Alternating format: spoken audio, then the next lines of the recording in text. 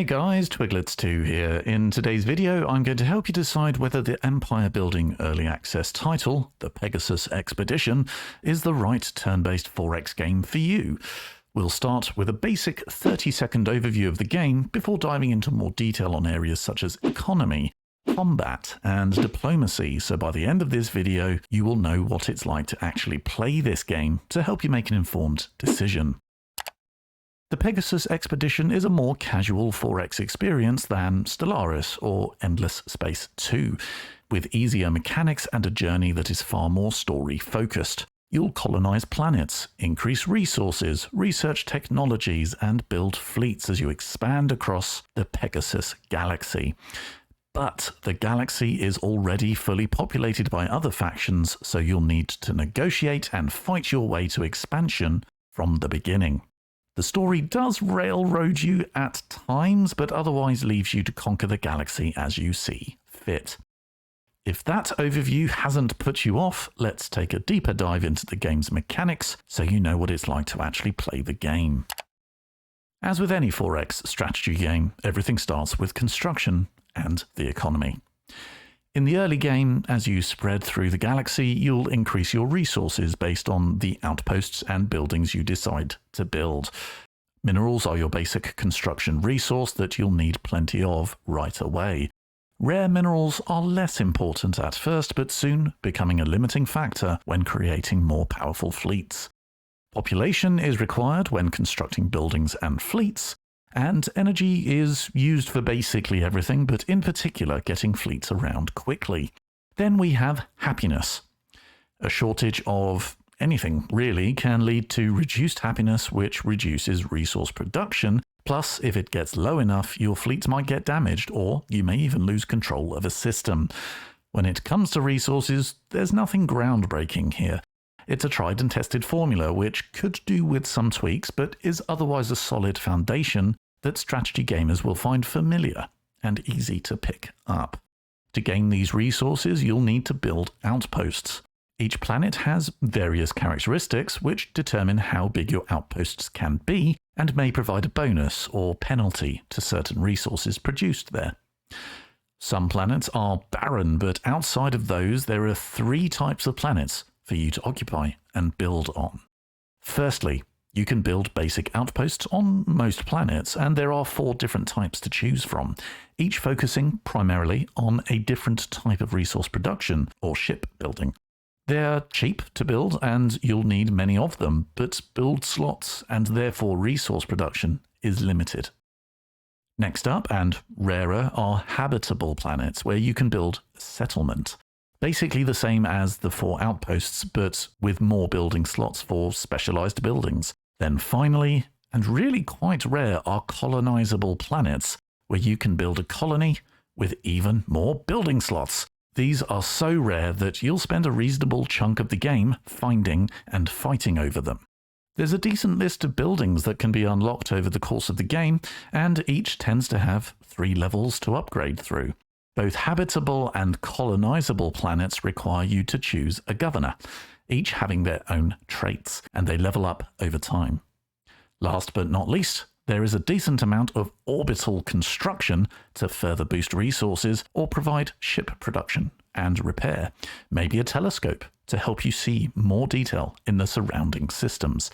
Construction is quick and easy to learn and manage, but there are plenty of decisions that need to be made once the relevant research has been completed. A quick note on conquering an alien world: their population will stay there, and so will their previous buildings, but it's unlikely that you will be able to use them. Consequently, you'll have to bulldoze and replace those alien buildings, but that's one of the quickest ways to decrease your overall happiness, which can massively reduce your overall resource production. So in effect, even when you have plenty of resources, happiness forces you to slow your demolition and reconstruction efforts. In summary, you have a lot of building options and several resources to manage, but not too many. You'll see more and more of this as we progress through the review, as the game lacks the endless building and research options of other 4X games, and also only has 1 faction. But it does have more than enough for a casual player to get their teeth stuck into, while having a gentle slope of a learning curve, which makes it easier to pick up and put down for both longer and shorter gameplay sessions. Now, if you're not here for economic gameplay, you're probably here for fleets and battles, which is where the game starts to differentiate itself from other 4X titles. The first thing to understand about the Pegasus Expedition is you are the director in charge of it all. You decide the broad tactics to be used in each engagement, but have very limited influence after that decision, other than to order the launch of a few missiles, possibly some nukes, and when to retreat, if at all. Actually creating a fleet is relatively straightforward. As long as you have some resources and a fleet base, you can build a full fleet in a couple of turns. Each fleet has 9 slots, and there are 4 types of ships to choose from: cruisers, artillery, carriers, and frigates. Each ship type has 3 tech levels, each being a significant step above the previous level in both cost and power. On top of all this, each fleet has a flagship which carries the missiles and nukes. There are a few separate upgrades you can attach to each fleet as well, upgrading statistics such as damage, defense, automatic repair, sensors, and more. There's depth here, but very easy to pick up and run with in your first session. Once a fleet enters a system containing an enemy fleet, a battle will ensue between 1 attacking fleet and 1 defender. Before the battle, you choose from a limited number of tactics which decide how many different groups your fleet divides into, where to place your defenses, or your attacking vector. Different tactics can give you a bonus to damage, the speed of your ships, and at which point your fleet will retreat. Once the battle begins, you largely sit back and watch, but there are certain decisions you can make in real time during the battle to increase your chances of victory. However, there are consequences. Some tactics allow you to order the use of a missile or a nuke during combat. You could also tell your fleet to stand their ground and fight to the last ship. But the way you fight will affect the galaxy's opinion of you, affecting your diplomatic relations as well as other factions' willingness to use the same dirty tactics against you. Ordering a fleet to fight until it's destroyed may inflict heavy casualties on the enemy fleet, but will reduce your citizens' overall happiness with a knock-on effect to resource production. So if you think you're going to lose a battle for a valuable system, you can use harsher tactics, but there are consequences long after the battle has been won or lost, and it's ultimately up to you to decide whether it's worth it. Logistics is an important part of the Pegasus Expedition. Fleets can be decimated in the blink of an eye. It takes a long time to move them anywhere, and even longer to fully repair them. As a result, you'll spend much of your time pondering how to manage your fleets. It does help, however, that each system has a defensive fleet that can't move, which gets stronger over time, so there will always be some sort of defense in a system, no matter where the rest of your fleets are. You will rarely take a system with one battle. There is almost always a counterattack, so tactical retreats and attrition are the main factors that decide whether a big push will ultimately expand your empire. The more damaged a fleet gets, the longer it'll take to repair, and you can only have 3 fleets in one system at any one time. So you need to carefully cycle your ships back for repair or upgrades while maintaining a strong enough presence on the front line. This particular section of the game is something you will spend much of your time doing and deliberating over. It's a war of attrition. If that sounds like a pain, the game may not be for you. For me, fleet management has caused me to yell out in triumph when it goes well, and nearly throw my monitor out of the window when it doesn't. Either way, it wakes up my neighbours, but I'm a sucker for logistics. If you would rather talk to people than go to war, the diplomacy and trade systems in the Pegasus Expedition are pretty standard stuff. You can propose deals containing single or multiple items in exchange for resources, trade deals, science collaboration, or even ask for a system. As you add items to either side of this deal, there's a handy bar at the bottom that basically tells you whether the other side is likely to accept. You can even change your negotiating style to something more aggressive, which may or may not work, but it will have consequences for doing so. The Pegasus Expedition is a story-driven game. So, how does that work? It means that on average, every 3 turns you will be presented with a cutscene, usually observing a conversation between your team of advisors, where you occasionally intervene or respond. On the whole, your responses don't mean much, but they do add a bit of flavour like they do in The Witcher 3.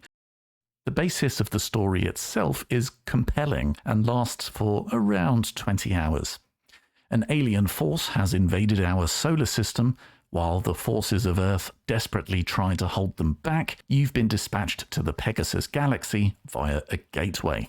Your mission is to establish yourself with the ultimate goal of sending back help to aid the fight for Earth in the face of a superior enemy.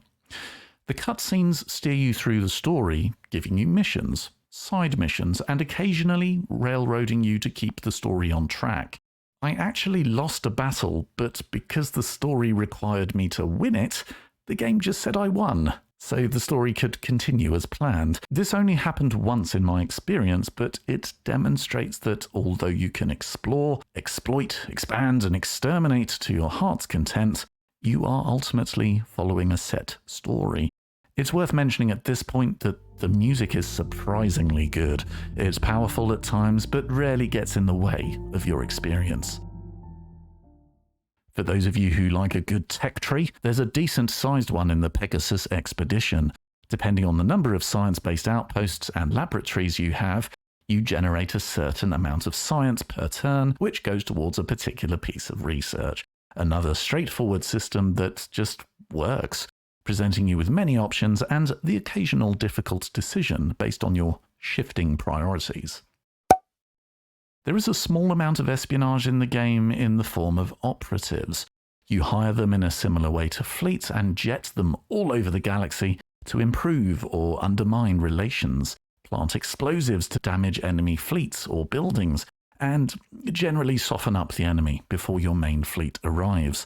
An area of the game that could perhaps be fleshed out further, but an enjoyable addition nonetheless. Last but not least, we have anomalies, which provide an entirely different viewpoint to the rest of the game, in the form of a mysterious space station you send a team into to investigate. Sometimes with rewards, and sometimes unleashing an ancient alien parasite across the galaxy. Or sometimes your favourite operative dies, which I did genuinely find quite sad. Another section of the game that needs to be fleshed out. You choose an entry point into the anomaly, which seems an arbitrary choice, and you see some text about what's happening over time. You're updated as your team go further into the anomaly and have a choice to push them forward or pull them out before it's too late. It's a fun and welcome distraction from the main part of the game, but needs work to fully realise its potential. Sorry that took a while, but that's pretty much what you do in the Pegasus Expedition and how you do it. All that remains is to analyse the future roadmap for this early access game, along with the price and some recommendations on who might enjoy it. One of the main criticisms you could level at the game right now is that there is only one scenario to play through with limited but some replayability. Fortunately, the detailed roadmap contains a new scenario with each major update. The first update is slated for December 22 or January 23 and includes a mode which makes the game playable as a more traditional 4X experience without the main storyline. From my current experience, this alone would be a significant improvement to the game, which will appeal to a more traditional 4X gamer.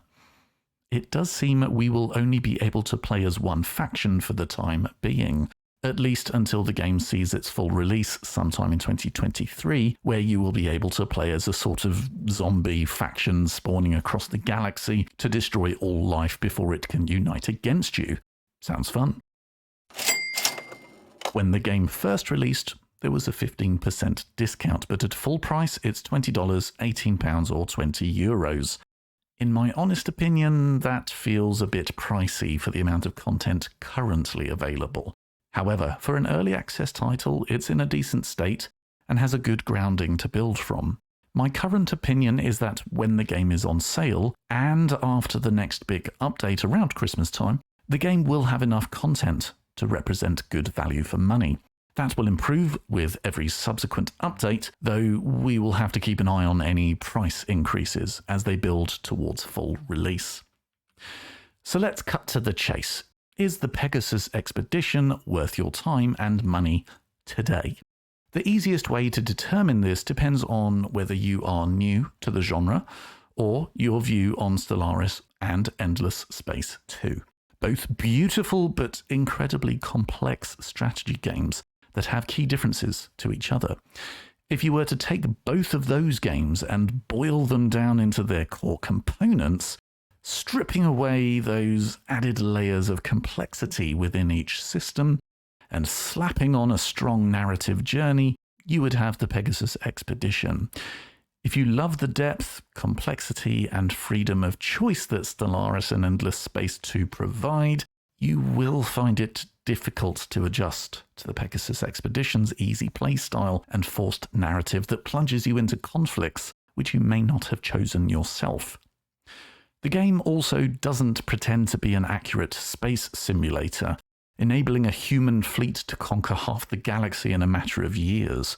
However, if you like the idea of a complex 4X game, but find you don't have the time to earn the PhD that those games often require, perhaps this more casual take on the genre, designed to be played in short bursts, easy to pick up and put down, will scratch your empire-building 4X itch. Even better, if you're new to the genre completely and just want to give a 4X game a try, the Pegasus Expedition is pretty perfect. Ultimately, there is a free demo available on Steam, so try it for yourself.